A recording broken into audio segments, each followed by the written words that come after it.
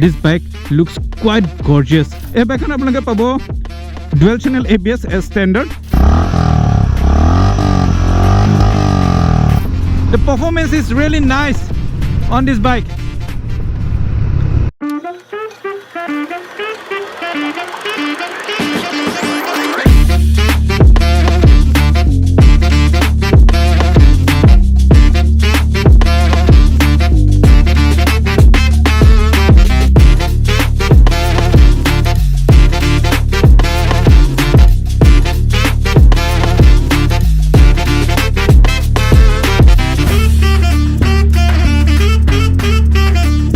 নমস্কাৰ বন্ধুসকল welcome back to my channel Asomiya on wheels so আজি মই আছো দীপৰ বিলত আৰু আজি মোৰ লগত আছে হোণ্ডাৰ এখন নতুন মটৰচাইকেল সেইখন হ'ল হোণ্ডা CB350RS এই CB350RS খন হোণ্ডাৰ যিখন হাইনেছ CB350 আছে যাৰ মই অলৰেডি ৱাক এৰাউণ্ড ভিডিঅ' মোৰ চেনেলত দি থৈছোঁ আপোনালোকে ওপৰত আই বাটনত ক্লিক কৰি সেই ভিডিঅ'টো চাব পাৰে সো সেই হাইনেছ CB350 খনৰ ওপৰত বেছ কৰি হোণ্ডাই এই নতুন CB350RS খন বনাইছে এখন হোণ্ডা একচুৱেলি এখন স্ক্ৰেমলাৰ আৰু এখন কেফে ৰেচাৰ এটা কম্বিনেশ্যন টাইপ বনাইছে দিছ ইজ নিডাৰ এ স্ক্ৰেমলাৰ নৰ এ কেফে ৰেচাৰ এখন তাৰ মাজত এটা ছুইট স্পট বিচাৰি হোণ্ডাই এই নতুন CB350 খন লঞ্চ কৰিলে and definitely I have to চে দিছ বাইক লুকছ কোৱাইট গৰ্জিয়াছ যদি আপোনালোকে বাইকখন চাই স্পেচিয়েলি ছাইডৰ পাৰ্ট দিছ বাইক লুকছ কোৱাইট গৰ্জিয়াছ দেখিবলৈ খুবেই বঢ়িয়া লাগে মই যেনেকৈ ক'লোঁ এটা কেফে ৰেচাৰ বা এটা স্ক্ৰেমলাৰ টাইপ এটা ফিল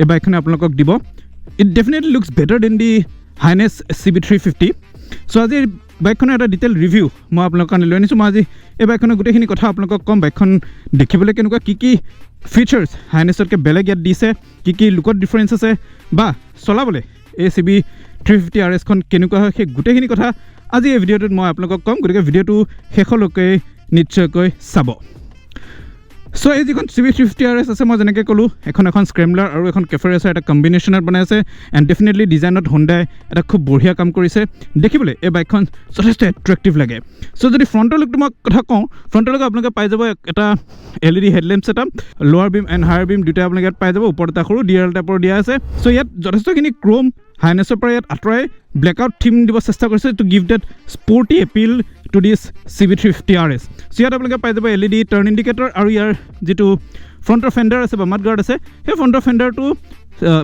হাইনেছত য'ত আপোনালোকে মেটেল পাইছিলে ইয়াত এইটো ফাইবাৰ দিছে চ' এই বাইকখনৰ যিটো ফ্ৰণ্টৰ টায়াৰ চাইজ সেইটো হ'ল 100 আৰু 19 ইঞ্চিৰ চকা হয় এণ্ড ইয়াত আপোনালোকে পাই যাব 320 mm ডিছ ব্ৰেক নিচিনৰ ডিছ ব্ৰেক ইয়াত দিছে which is a very good thing কিয়নো নিচিনৰ ব্ৰেকছ যথেষ্ট বঢ়িয়া হয় ইয়াৰ বাইট আৰু ফিডবেক যথেষ্ট বঢ়িয়া হয় চ' ফ্ৰণ্টৰ ছেকশ্যনটো আপোনালোকে পাই যাব 100 ছেকশ্যনৰ টায়াৰ আৰু ইয়াত আপোনালোকে পাই যাব শ্বক এবজৰ্বাৰ গেটাৰ্ছ বা শ্বক এবজৰ্বাৰ কভাৰ যিয়ে ইয়াৰ স্ক্ৰেচ পৰাৰ পৰা বচাই ৰাখে and which gives an additional that cruiser look and feel to the bike so' ছাইডৰ পৰাও এই বাইকখনত মই যেনেকৈ ক'লোঁ হাইনেছত তুলনাত ক্ৰোম যথেষ্ট মিনিমাম ক্ৰোম ইউজ কৰিছে মেক্সিমাম ব্লেকআউট থিম এটা দিব চেষ্টা কৰিছে চ' ইয়াত আপোনালোকে পাই যাব যিটো CB350RS এটা খুব ধুনীয়া pattern and badging which gives the feel that you are riding the CB350RS and ইয়াত আপোনালোকে এগেইন হাইনেছৰ জেগাত ইয়াত পাই যাব CB350RSৰ এটা খুব ধুনীয়া Beijing so'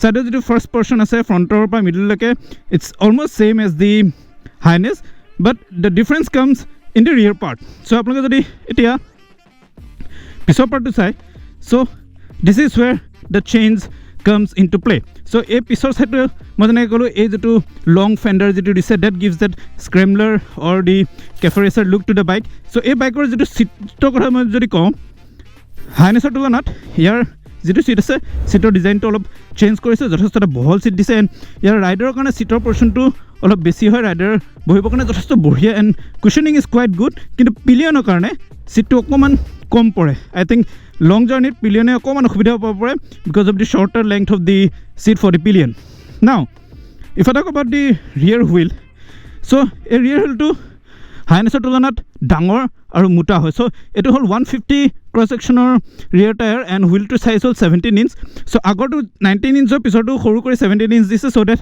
De can accommodate a wider and fatter tyre at the back so' ইয়াত আপোনালোকে পিছপিনে পাই যাব ডুৱেল শ্বক এবজৰ্ভাৰ্ছ আৰু পিছৰ পাই যাব আপোনালোকে ডিছ ব্ৰেক চ' এই বাইকখন আপোনালোকে পাব dual channel ABS as standard aru logate ei bike khon apnaloke pai jabo traction control. Now if I come to the rear portion of the bike, so here jetu pisor tail lamp ase that is of the LED jot neki harness apnaloke round tail lamp asle here apnaloke eta horizontally placed tail lamp abo, which looks quite gorgeous and quite sporty at the same time. And now look at the size of the tire. So the tire looks quite fatter. Je bike khonok sporty, sporty appeal to die jitu Honda bike khonot dibo chesta korise, and definitely this bike looks sportier from behind. And pisote apnaloke pai jabo LED turn indicator. So now if I come to the instrument cluster and the switch gears, so since it is a Honda, to quality to definitely bhal hobo. We all know কোৱালিটিৰ ক্ষেত্ৰত Hyundai সদায় বঢ়িয়া কাম কৰে। চ' ইয়াত আপোনালোকে যিখিনি switch gear আছে ছুইচ গিয়াৰ কোৱালিটিখিনি যথেষ্ট বঢ়িয়া। But one thing I would like to show' you is that যিটো মই অলপমান অসুবিধা পাইছোঁ বা আপোনালোকে যদি প্ৰথম অৱস্থাত চলা হয়তো অলপমান অসুবিধা পাব পাৰে, সেইটো হৈছে ইয়াৰ হৰ্ণ প্লেচমেণ্টটো। চ' জেনেৰেলি কি হয়, তলত হৰ্ণ থাকে, ওপৰত ইণ্ডিকেটৰ থাকে, বাট ইয়াত হণ্ডাই অলপ উল্টা কৰিলে, হৰ্ণটো ওপৰত দিছে, ইণ্ডিকেটৰটো তলত দিছে। চ' এইটো ইউজটো হওঁতে আপোনালোকক অলপমান সময় লাগিব। And one more thing I would like to show' you here is the upper dipper light. So generally upper dipper light bur yat thake, we all know yat upper dipper maximum bike or yat upper dipper thake, but yat upper dipper light to pass light hote ekelage dise. So if you do like this, this is the upper and this is the dipper, and if you press like this, this is the pass button. So eketate upper dipper pass jitu ase hetu gote to eketate integrate kori dise, which is the wise thinking because they don't need to put another switch for the pass light. Now your ignition aru engine cut off switch eketai hoy, and here apnaloke pai jabo hazard light. So if I press this one, you can see the hazard light is on. And now let's come to the instrument cluster. So instrument cluster মোৰ কাৰণে মই যদি personal opinion দিওঁ যথেষ্ট interesting, দেখিবলৈ যথেষ্ট ভাল লাগিছে, কাৰণ সৰু কম্পেক্ট আৰু যিখিনি লাগতিয়াল ইনফৰ্মেশ্যন আছে গোটেইখিনি খুব ধুনীয়াকৈ ইয়াত হুণ্ডাই দিছে। চ' এই বাইকখনৰ আপোনালোকে ইনষ্ট্ৰুমেণ্ট ক্লাছৰ ইয়াত পাই যাব স্পীডোমিটাৰটো, বাট আই উইচ হুণ্ডাই ইয়াত এটা টেকোমিটাৰ যদি সোমাব পাৰিলে then that would have been really nice. But এতিয়াও since it is a cruiser kind of bike or scrambler bike, so' tachometer বহুতক ইমান দৰকাৰ নহয়। So' they have decided not to give the tachometer. It's fine, no issues. So here apnaloke pai jabo speedometer to, and a digital display khon apnaloke pai jabo gear position indicator, then fuel meter, tol pai jabo timing, and here apnaloke pai jabo etu average fuel economy, then pai jabo the range, then pai jabo battery voltage, which is a very useful thing. Now here apnaloke pai jabo total odometer and trip A, trip B, duta trip meter, then average. So a lot of information. এই সৰু স্ক্ৰীণখনতে যথেষ্টখিনি information দিছে, which is a clever thing. Now এই বাইকখনত আপোনালোকে পাই যাব traction control. So this is the second bike in this segment to have traction control. Below 350cc বা 350 বা তাৰ তলত বাইকত this is the second bike to have traction control.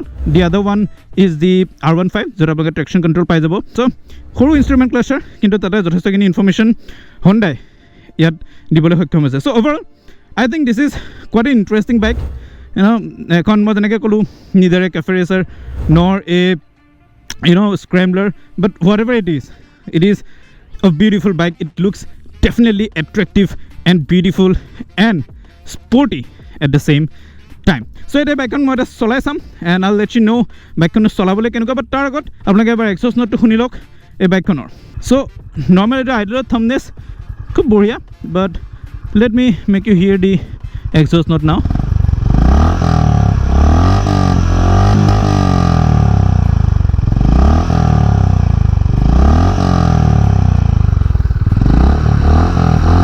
চ' এই এক্সষ্ট নোটটো হাইনেছতকৈ অকণমান বেলেগ ধৰণৰ এক্সষ্ট নোট হয়।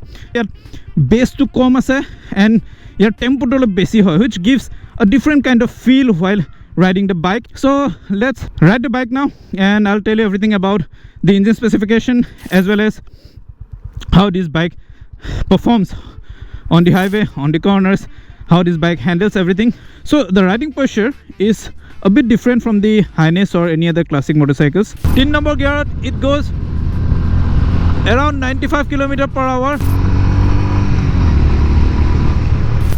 Stability মই কোনো ধৰণৰ তেনেকুৱা ইস্যু ফিল কৰা নাই at high speed.